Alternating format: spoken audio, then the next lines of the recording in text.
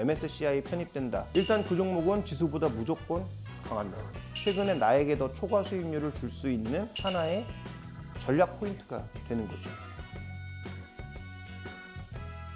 자, 그 다음에 이제 말씀드릴 것은 일의 현상 중에 몇 가지들을 이제 말씀드릴 건데 1월 효과라고 하는 겁니다. 이 들어보셨나요?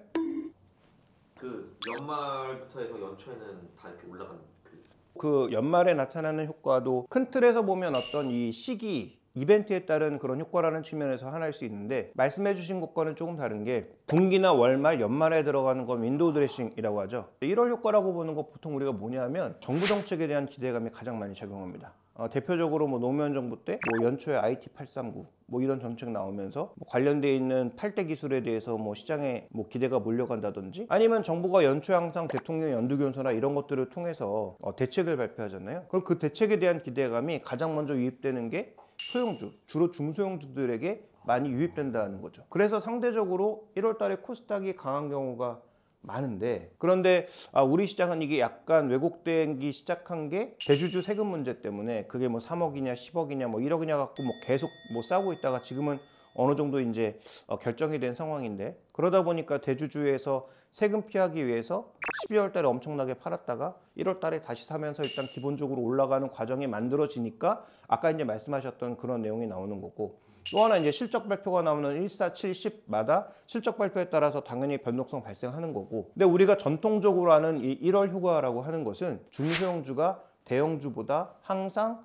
연초에 강세를 보이는 일의 현상을 일컫는 말입니다. 그래서 이게 기본적으로는 원인이 정부 정책, 그 다음에 연말에 윈도우 드레싱 때문에 대형주 랠리에 소외된 중소형주들이 연초에 반짝하는 그런 현상을 나타내는 말이 원래는 1월 효과예요.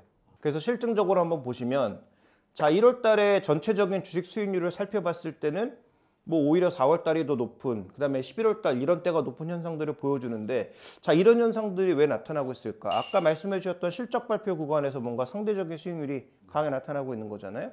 또 하나, 우리나라의 기업들의 특성은 뭐예요? 전반적으로 다 수출주란 말이죠. 우리는 어디다 수출합니까?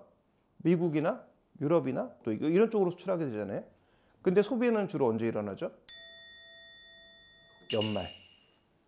연말에 뭐 블랙 프라이데이니 뭐니 해서 엄청나게 이제 제품 소개하게 되잖아요. 그러다 보니까 이 연말로 몰리는 소비 때문에 우리는 물건을 주로 언제 만듭니까? 앞단에 상반기에 만든다는 거죠. 그러니까 우리나라 기업들의 전반적인 실적, 수출 기업들의 전반적인 실적 핵심 포인트는 상반기에 만들어서 하반기에 밀어내는 것이 일반적이기 때문에 우리나라의 제조기업들의 실적은 주로 1, 2분기에 피크치고 3, 4분기에 떨어집니다.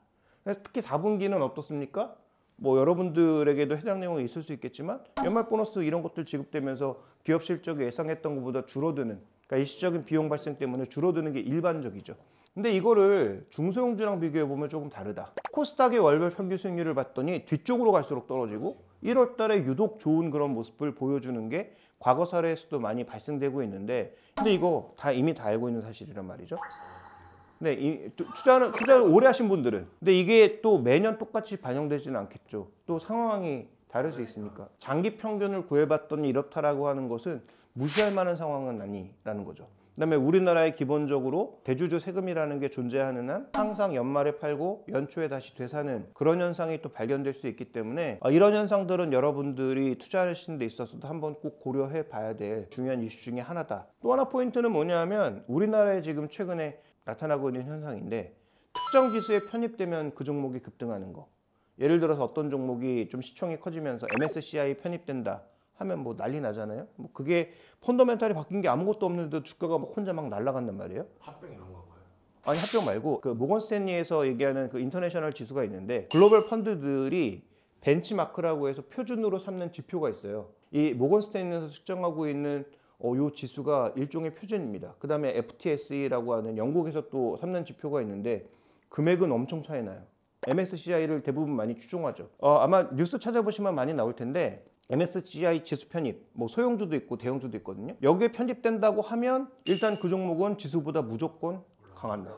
근데 여기서 잘 생각하셔야 돼요. 이게 지수보다 강하다라는 거지 무조건 플러스라는 게 아닙니다.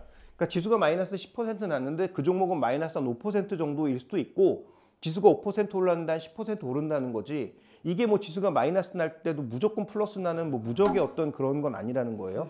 어쨌든 기본적으로 그들 종목의 수급에 더 들어오는 그런 이례적 현상도 최근 우리 시장에 많이 생기고 있다. 그다음에 여러분들이 이제 퇴직금 이제 누적하실 테니까 퇴직연금 가게 되면 퇴직연금에서 뭐 선택하라고 하잖아요. 맞아요. 네. 위험성 무슨 그거 많이 오던데. 네, 뭐 여러 가지로 뭐 무슨 방식으로 할 거냐부터 시작해서 뭐 적금하고 뭐 주식은 어떤 방식으로 할 건지 그 안에 상품들이 막 있잖아요. 앞으로 퇴직연금이 점점 커질 거니까 특정 ETF로 막 돈을 몰아주면 그러면 그 ETF는 뭘 해야 돼요?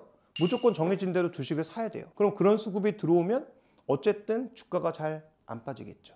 왜냐면 뭐 그들도 비싸게 사기는 싫을 테니까 계속 밑에다 호가를 깔아둘 거 아니에요? 그런 어떤 펀드들에서 돈이 계속 늘어나게 되면 그런 수급적인 요인들이 이런 시즌마다 나타나는 이례적 현상과 더불어서 최근에 나에게 더 초과 수익률을 줄 수 있는 하나의 전략 포인트가 되는 거죠.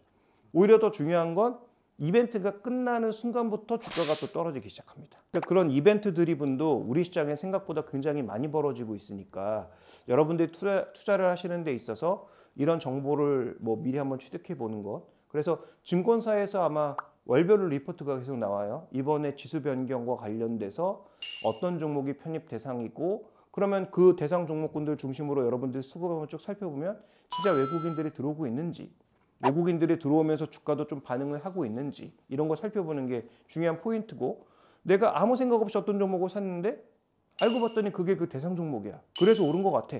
그러면 단기 매도 포인트를 이벤트가 마감되는 날 중심으로 한번 팔고 가는 것도 방법일 수 있는 거죠. 이런 기술적 분석이라고 하는 게 뭐 차트 기준으로만 볼 수도 있지만 이런 수급적인 요인에 또 상당히 많이 나타나니까 참고해 보실 필요가 있는 거고요.